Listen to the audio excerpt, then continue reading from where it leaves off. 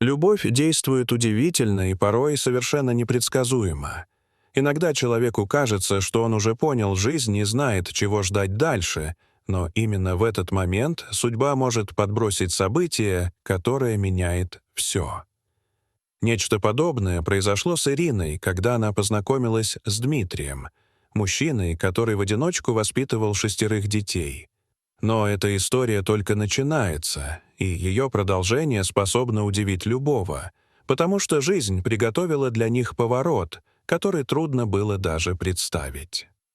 Дмитрий Власов стоял на кухне своей небольшой квартиры на окраине города и смотрел на раковину, заполненную горой грязной посуды. Из соседних комнат доносился смех, топот маленьких ног и громкие детские голоса. 6 разных голосов, 6 разных характеров и 6 маленьких жизней, за которые он отвечал каждый день. Дмитрий устало провел рукой по растрепанным волосам и тяжело вздохнул. Иногда ему самому было трудно поверить, что судьба привела его к такой жизни. Когда-то все было совсем иначе. Дмитрий и его жена Марина знали друг друга еще со школьных лет. Их дружба постепенно превратилась в глубокую любовь, а спустя годы они создали семью, о которой мечтали с юности. У них родились 3 детей, и жизнь казалась спокойной и счастливой. Они строили планы на будущее, работали, растили детей и были уверены, что впереди у них еще много счастливых лет. Но однажды Марина узнала, что снова беременна. На этот раз все оказалось гораздо сложнее, чем они ожидали. Врачи сообщили, что она ждет сразу 3 малышей. Медики советовали уменьшить количество эмбрионов ради безопасности матери и детей, но Дмитрий и Марина долго обсуждали это решение и в итоге не смогли на него пойти. Они решили принять судьбу такой, какая она есть. Через несколько месяцев на свет появились 3 прекрасные девочки, и их семья за один день выросла с 3 детей до 6.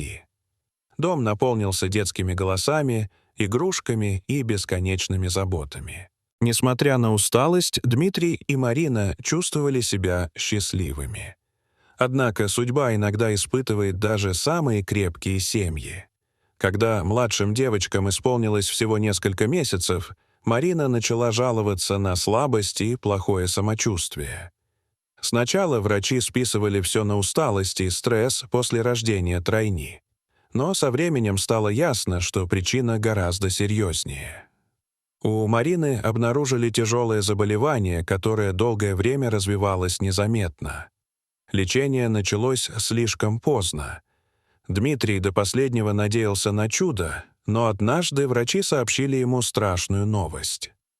Марина ушла из жизни, оставив мужа одного с 6 маленькими детьми.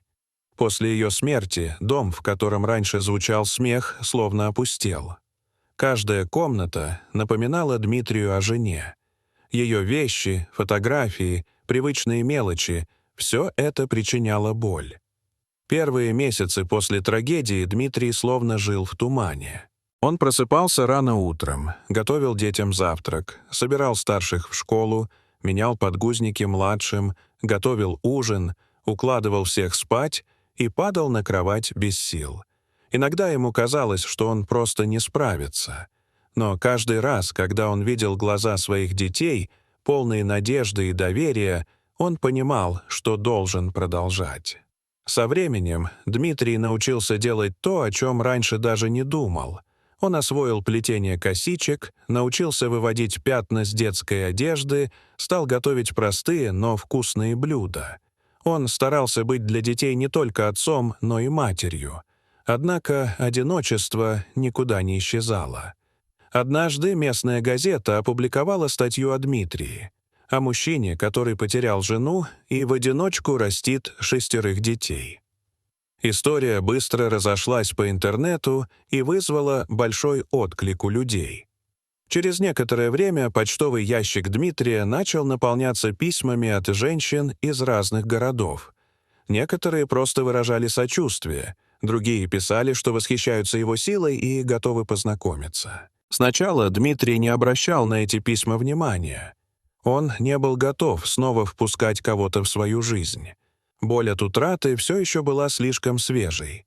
Но однажды вечером, когда дети уже спали, он все-таки решил открыть несколько конвертов. Первое письмо было от женщины по имени Светлана. Она была учительницей и тоже воспитывала двоих детей одна. В письме она рассказывала о своем опыте и старалась поддержать Дмитрия. Хотя ее слова были добрыми, Дмитрию показалось, что письмо написано слишком официально. Затем были другие письма. Десятки разных историй, признаний и предложений познакомиться. Но одно письмо отличалось от всех остальных. Оно было коротким и очень простым. Его написала женщина по имени Ирина. В ее письме не было обещаний стать идеальной женой или матерью для его детей. Она просто писала, что понимает, как трудно пережить потерю близкого человека, и что иногда человеку достаточно знать, что он не один. В ее словах чувствовалась искренность. Дмитрий ответил на письмо. Так началась их переписка. Сначала они просто обменивались короткими сообщениями, потом стали писать длинные письма, рассказывая друг другу о своей жизни, страхах и надеждах. Постепенно Ирина стала для Дмитрия человеком, которому он мог довериться. Она не пыталась давить на него или торопить события. Она просто была рядом, даже находясь далеко. Прошло несколько месяцев, и Дмитрий заметил, что стал чаще улыбаться. Ожидание нового письма от Ирины стало для него маленькой радостью. Однажды Ирина предложила встретиться лично. Дмитрий долго сомневался.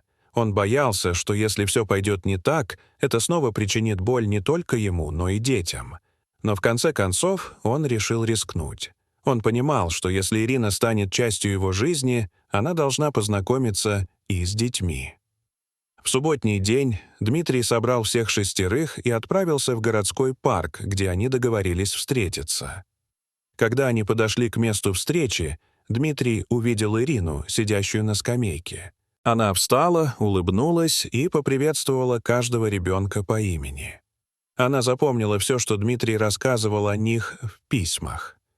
Младшие девочки сразу потянулись к ней, а старшие дети с интересом наблюдали за новой знакомой. Ирина спокойно разговаривала с ними, задавала вопросы и смеялась вместе с ними. Дмитрий смотрел на эту сцену и чувствовал, как в его сердце появляется давно забытое тепло.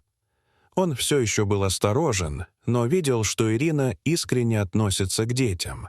Со временем Ирина стала часто приходить к ним в гости. Она помогала детям с уроками, читала сказки перед сном и иногда готовила ужин вместе с Дмитрием. Ее собственный сын тоже подружился с детьми Дмитрия и быстро стал частью их шумной компании. Дети постепенно привыкли к Ирине и начали воспринимать ее как близкого человека. Однажды вечером старший сын Дмитрия сказал ему перед сном: «Папа, мне кажется, тебе стоит жениться на Ирине. С ней ты снова улыбаешься так же, как раньше с мамой». Эти слова заставили Дмитрия задуматься. В ту ночь он долго не мог уснуть. Он понял, что Ирина не пытается заменить Марину. Она просто стала частью их жизни и принесла в дом тепло и заботу.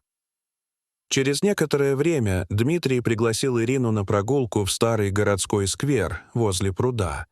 Они долго гуляли по тихим аллеям, разговаривая о жизни. Наконец Дмитрий остановился возле скамейки, достал из кармана небольшую коробочку и сказал, что хочет прожить с ней всю жизнь и просит ее стать не только его женой, но и частью большой семьи. Ирина без колебаний согласилась. Их свадьба была простой и теплой.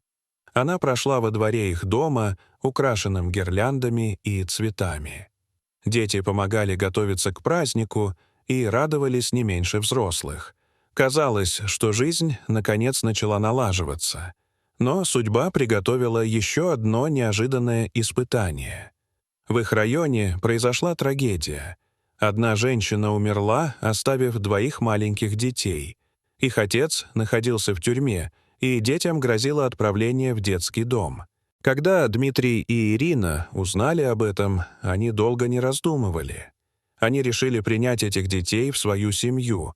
Так в доме стало 8 детей, а вместе с сыном Ирины — 9. Жизнь стала еще более шумной и сложной. В доме постоянно звучали детские голоса, на кухне почти не прекращалась готовка, а стиральная машина работала каждый день. Но, несмотря на усталость, Дмитрий и Ирина чувствовали, что поступили правильно. Они поддерживали друг друга и вместе справлялись со всеми трудностями. И когда им казалось, что их большая семья уже окончательно сформировалась, судьба снова удивила их. Однажды Ирина сообщила Дмитрию, что ждет ребенка. Через 9 месяцев в их семье появилась маленькая девочка. Теперь в доме росло 10 детей, 5 мальчиков и 5 девочек. Их жизнь была далека от спокойствия. Бывали трудные времена, финансовые проблемы и обычные сложности воспитания подростков. Но, несмотря на все это, их дом всегда оставался местом, где царили поддержка и любовь. Годы проходили, дети росли, старшие поступали в университеты, младшие продолжали наполнять дом смехом и шумом. Иногда Дмитрий вспоминал тот вечер на кухне, когда он стоял перед раковиной, полной грязной посуды, и чувствовал себя совершенно одиноким. Если бы тогда кто-то сказал ему, что впереди его ждет новая любовь и еще большая семья, он бы просто не поверил. А Ирина иногда вспоминала старый сон, который когда-то приснился ей в юности. Сон, где она была окружена множеством детей. Тогда ей казалось, что это всего лишь фантазия. Но жизнь оказалась даже удивительнее ее мечты. Их семья из 10 детей сложилась необычным образом, но именно в этом хаосе и разнообразии они нашли свое настоящее счастье. Дорогие зрители, что вы думаете об этой истории? Расскажите, пожалуйста, в комментариях. А если вам понравилось это видео, то ставьте лайк и подписывайтесь на наш канал. До свидания.